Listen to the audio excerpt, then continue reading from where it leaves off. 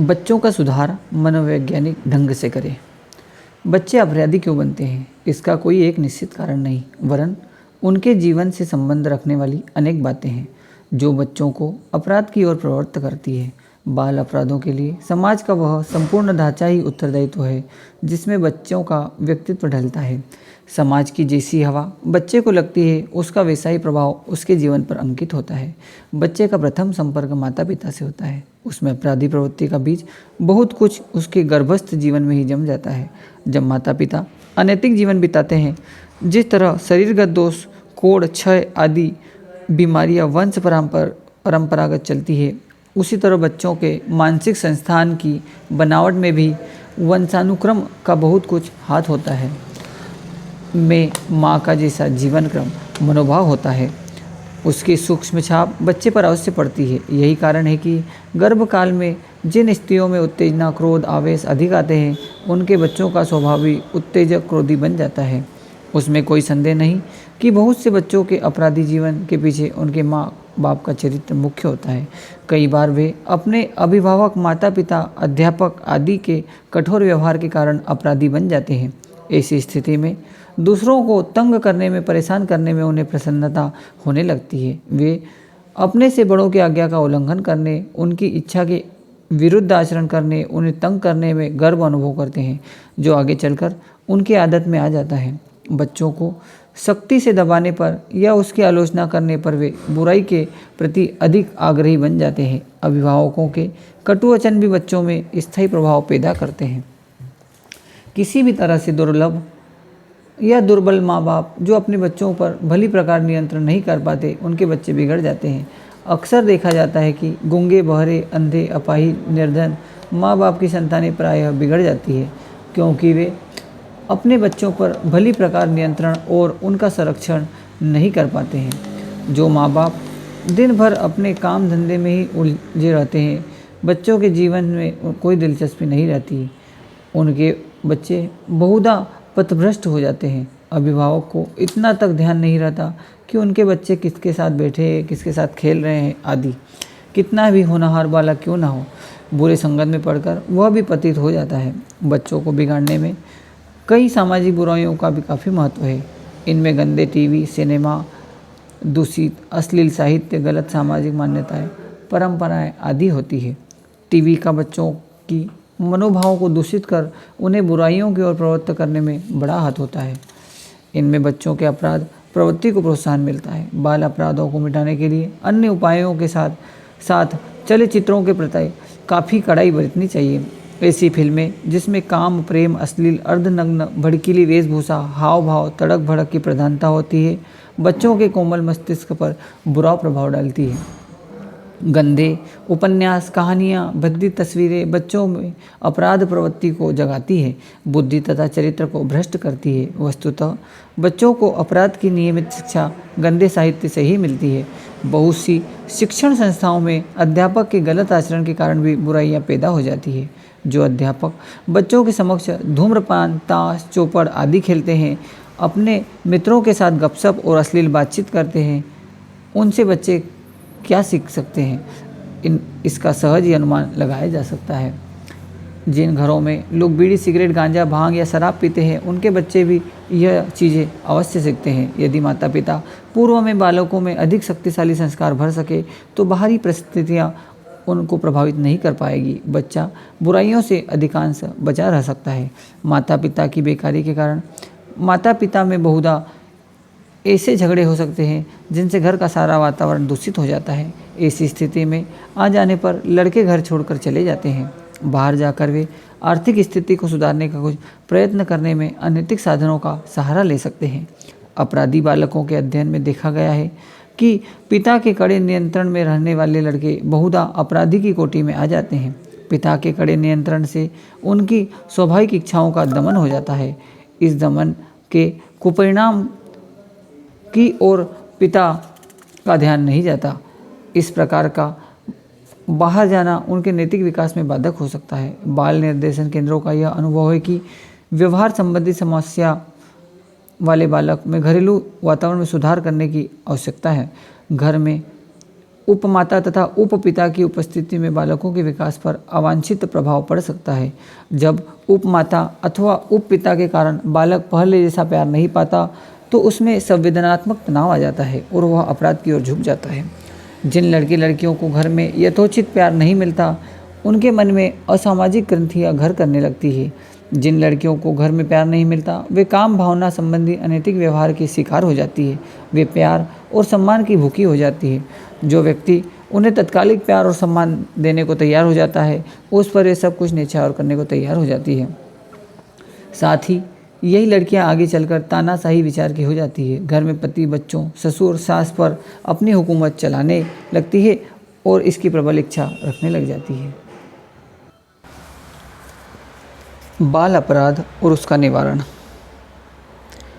बालक आमतौर से बड़ों की नकल करते हैं। यह नकल क्रियापरक की ही नहीं, दृष्टिकोण, स्वभाव, चरित्र एवं व्यक्तित्व की उसी प्रवाह में बहने लगता है।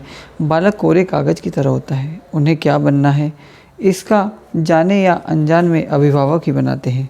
संतान उत्पन्न करने से पूर्व अभिभावक यह जिम्मेदारी समझते हैं कि उन्हें उनका भरण पोषण ही नहीं वरन स्वभाव और चरित्र के रूप में उपयोगी अनुदान भी प्रदान करना है।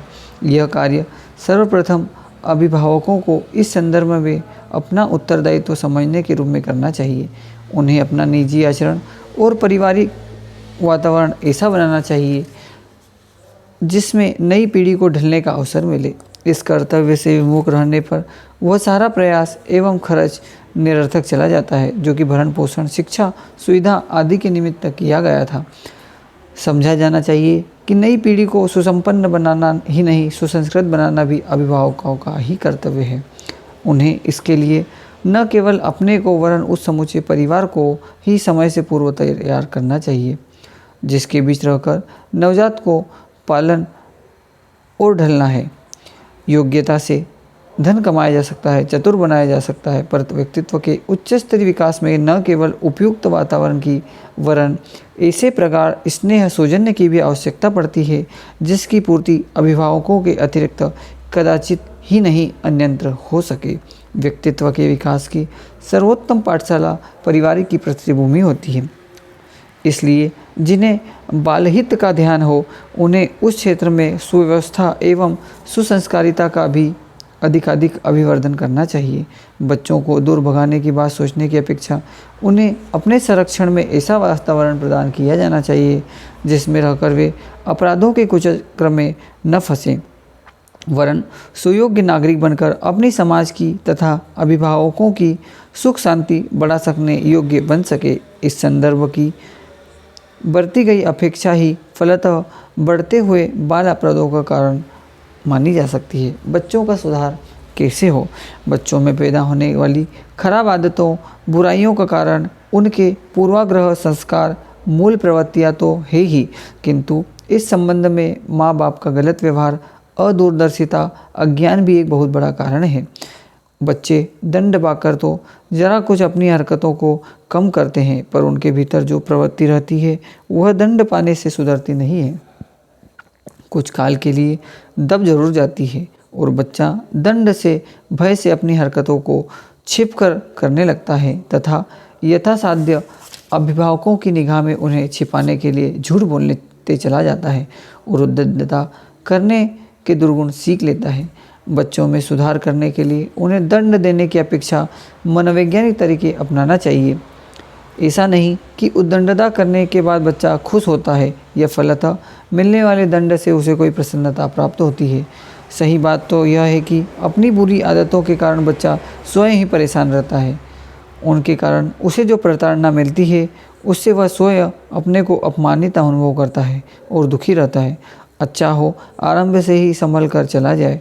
फिर भी जिन बच्चों के लिए सुधार की आवश्यकता हो उन्हें दंड देने तथा तिरस्कृत करने की अपेक्षा प्रेम और सहानुभूति से काम लिया जाए।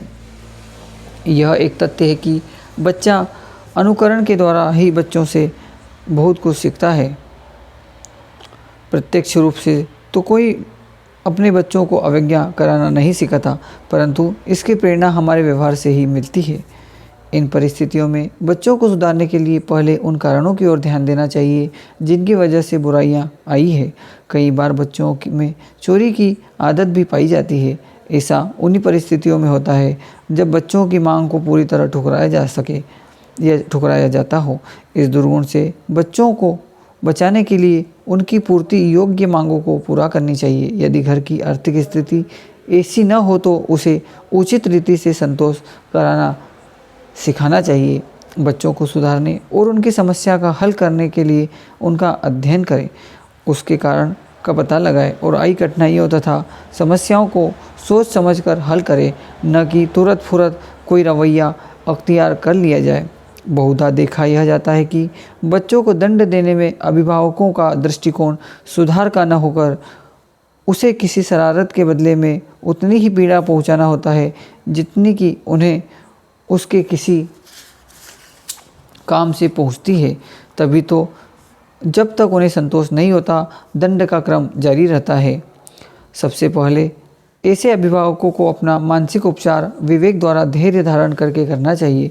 बच्चों के प्रति क्षमा भाव से उनके अपराधों की वास्तविकता पर विचार करके प्रतिशोध भावना से रहित अपराध के अनुरूप दंड देना निर्धारित करना चाहिए। तात्पर्य यह है कि दंड विधान व्यसन से तुष्टि के लिए नहीं, सुधार की दृष्टि से होना चाहिए। जहाँ तक संभव हो बच्चों को दंड न दिया जाए। उन्हें बाह्य और आंतरिक प्रकार के स्वास्थ्य पर कुप्रभाव पड़ता है। बच्चों के लिए मौखिक दंड ही सबसे उपयुक्त रहता है। यद्यपि बहुत से लोग मौखिक दंड के रूप में अपशब्दों का प्रयोग कर बैठे हैं, किंतु यह हर प्रकार से सभ्यता के विरुद्ध है। इससे बच्चों में गाली देने और गाली सुनने का स्वभाव उत्पन्न हो जाता है। मौखिक दंड के अनेक स्वरूप हो सकते हैं।